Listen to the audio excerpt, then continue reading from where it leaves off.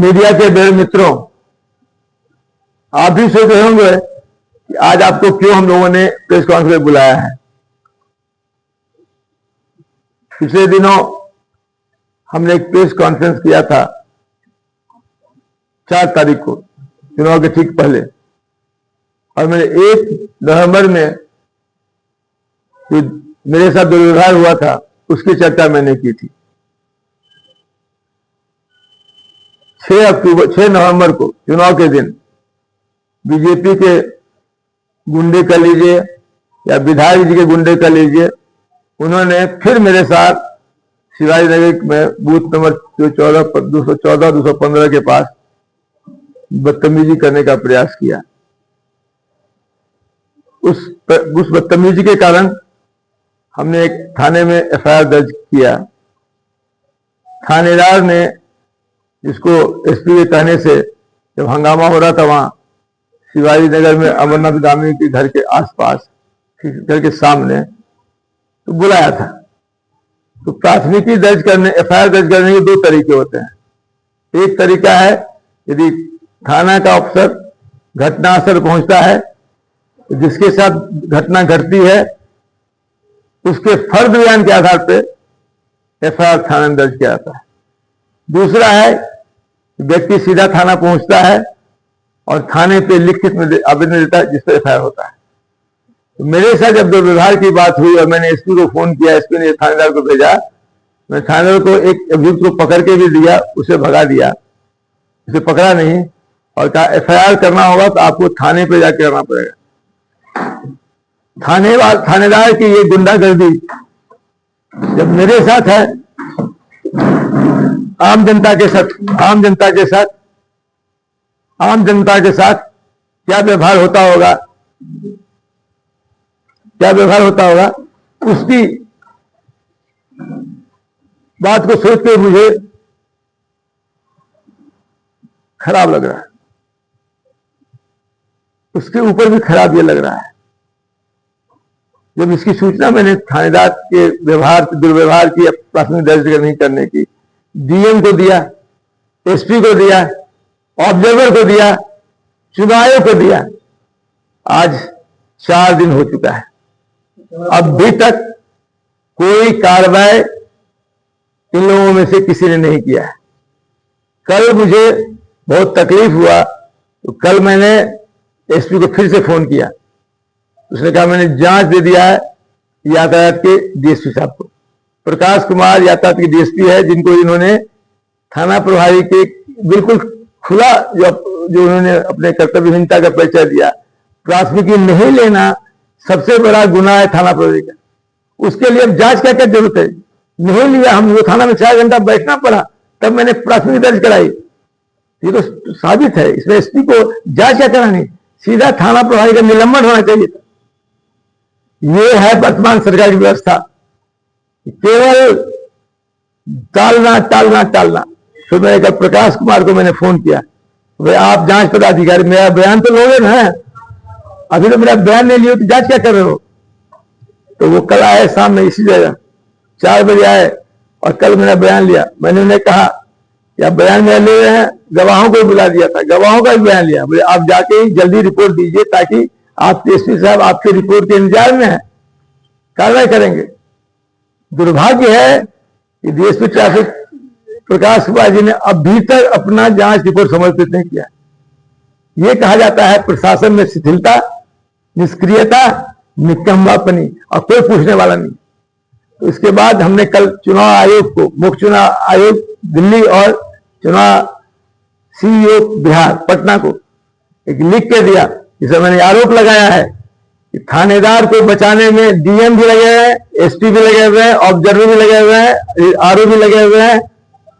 जब थाना प्रभारी के निष्क्रियता पर इतने लोग उसको बचाने में लगे हुए हैं, क्यों? सभी लोग वर्तमान विधायक संजय सरावगी के चट्टे बट्टे बने हुए हैं, उनके मंत्री हैं, उनके आदेश से अपना काम कर रहे हैं। सारा चीज आरोप मेरा है कि डीएम हो, एसपी हो, ऑब्जर्वर हो, आरओ और नगर आयुक्त हैं, नगर निगम के नगर आयुक्त हैं, जिनकी पदस्थापना किसने कराई आप सबको विदित है। जो क्या करते, किसके कहने पे चलते, सबको पता है। विधायक जी ने न सिर्फ बीजेपी गुंडों की फौज बना रखी है, बल्कि पदाधिकारियों को भी अपने पाले में रखा है और अपना पालतू बना के रखा है। कभी एक थाना प्रभारी जिसके विरुद्ध हमें तमाम शिकायतें मिली हैं, श्री अरविंद कुमार इंस्पेक्टर नगर थाना, जो थाना अध्यक्ष है, उनके खिलाफ मुझे लोगों से इतनी शिकायतें मिली हैं, इतना इन्होंने लोगों को डुबा है, इतना घुसखोरी किया है, इतना भ्रष्टाचार किया है, इस्कॉन के लोगों के साथ बदतमीजी हुई, गिरफ्तारी नहीं करें, निष्क्रियता की परम सीमा है। और नगर थाना इस शहर का महत्वपूर्ण थाना है। उस जगह ऐसे काहिल, निकम्मा, भ्रष्ट एंड अज्ञानी इंस्पेक्टर को रख के हम नहीं जानते हैं कौन सा संदेश डीएम और एसपी शहर को देना चाहते हैं। तो हमने कल चुनाव आयोग से अनुरोध किया है कि ये सारे लोग पक्षपातपूर्ण ढंग से वर्तमान विधायक के चट्टे बट्टे हैं, इनको बिना हटाए काउंटिंग कराना, काउंटिंग के साथ निष्पक्षता नहीं होगी। इसलिए मैंने मांग किया है कि डीएम को, एसपी को, जो ऑब्जर्वर है, ऑब्जर्वर को मैंने फोन किया, बाद में ऑब्जर्वर ने फोन उठाना बंद कर दिया। एक बार फोन उठाया नहीं किया, इसका जो ऑब्जर्वर बाहर से आया, सुना गुजरात का भी आया है ऑब्जर्वर, तो जो ऑब्जर्वर गुजरात का वो भी मिला हुआ है। धिक्कार है चुनाव आयोग को, कोई कार्रवाई नहीं कर रहे। इसलिए मांग किया कि इनको हटाए बगैर काउंटिंग कराएगा तो हम काउंटिंग की निष्पक्षता पर हमारा सवाल होगा। और आज का पीसी इसी माध्यम से कि हमने जो चुनाव आयोग को लिखा है कि DM, SP, observer, returning officer और नगर थाना, 5 लोगों का अविलंब ट्रांसफर किया जाए। डीजी विनय जी से मेरी बात हुई, विनय जी ने मुझे ये कहा, सर आप जो बात कर रहे हैं बिल्कुल सही है, थानेदार ने बहुत बड़ी गलती की, उसको वहीं पर फर्ज बयान लेना था, हम उस पर कार्रवाई कर रहे हैं। लेकिन अभी तक 24 घंटे हुए, डीजी साहब ने मुंह से कह दिया, अभी तक कार्रवाई नहीं किया। मैं आपके माध्यम से डीजी साहब से, आपके माध्यम से मुख्य सचिव से, आपके माध्यम से सीओ से, आपके माध्यम से अन्य तमाम बड़े प्रयास अनुरोध करना चाहेंगे, यदि थानेदार की इतनी बड़ी गलती है, उसको बचा के आप क्या साबित करना चाहते हैं। इसके इतर थाना प्रभारी द्वारा मुझे दबाव डालने के लिए सीनियर ऑफिसर से, सीनियर पॉलिटिशियन से पैरवी किया जा रहा है। और जब पैरवी है तो मैं उनको वस्तुतः से मैं गाली दे रहा हूं कि आपको और कुछ मिला नहीं, पैरवी करने के लिए आए, इसी के लिए पैरवी करने आए। वो हमसे उखड़ गई है, हम नेता है, बड़े नेता, बोले आप बड़े नेता काम छोटा कर रहे हैं, आप एक ऐसे निकम्मे थाना प्रभारी की पैरवी कर रहे हैं। अब मेरा वोटर है, बोले आपको वोटर हो सकता है, लेकिन वो निकम्मा है तो निकम्मा है, उससे सेवा से मुक्त होना चाहिए। ऐसे इंस्पेक्टर को पुलिस विभाग में रहने कोई हक नहीं, ये माध्यम दे रहे हैं। दूसरी बात, कल सुबह 8 बजे से दरभंगा टावर में गांधी मूर्ति के सामने 12 घंटे का अनशन मेरे द्वारा किया जाए। मैं अकेला अनशन में बैठूंगा, यदि मेरे साथी को साथ देना चाहेंगे आए। आपके माध्यम से दरभंगा के तमाम लोगों से अनुरोध करना चाहेंगे, यदि आप इस थाना प्रभारी के कारगुजारियों से, पुलिस व्यवस्था से परेशान हैं, तो आप 5 मिनट भी आके मेरे साथ गांधी मूर्ति सामने बैठिए, ताकि पता चले, पूरे देश को पता चले, पूरे सरकार को पता चले कि आरके मिश्रा प्रताड़ित नहीं है। इस दरभंगा के बहुत से निवासी इस थाना प्रभारी के कर्तव्यों से, पुलिस के हिटलरशाही से प्रताड़ित हैं और इसीलिए फाइल हुई है। ये दूसरी सूचना देनी थी। और बाकी हम आपकी अगली पीसी जब करेंगे तो हम अनुरोध करेंगे कि जो दरभंगा के विकास की बात मैंने की है, उसको लेके हम लोग प्राय सप्ताह में कम से कम एक बार आप लोग से वार्तालाप जरूर करेंगे।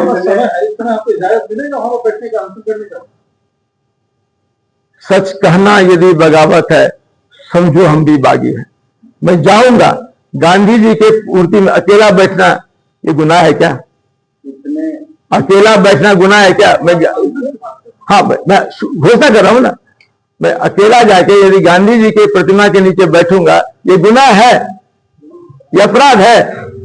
144 में 5 आदमी चाहिए ना, अकेला बैठना गुनाह होगा क्या? सूचित कर दे रहा हूं कि मैं अनशन में बैठने जा रहा हूं, पर मैं अनुमति नहीं देंगे फिर भी बैठूंगा। गांधी जी कौन सी अनुमति थी सत्याग्रह आंदोलन में, चंपारण में?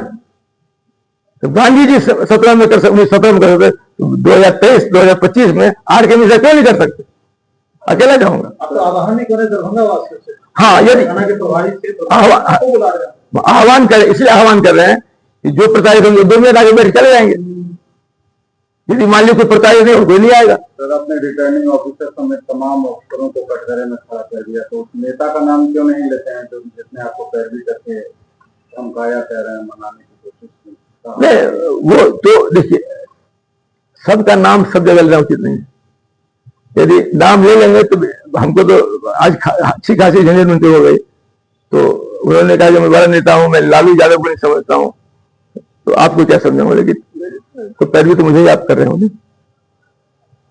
पटना के नेता हैं, जहाँ के हमारे थाने प्रभारी घर है उसके आसपास उसी के वहां नेता है, वार्ड कमिश्नर कुछ है। इस बात की वो पैरवी कर रहे हैं कि आप उसको माफ कर दीजिए, आप माफ कर दीजिए, गलती उसने हो गया। गलती मेरे से गलती नहीं, उसने समाज से गलती की है, उसने पुलिस विभाग से गलती की है, उसने संविधान के अंदर गलती की है। सर, उस नेता का नाम क्या है?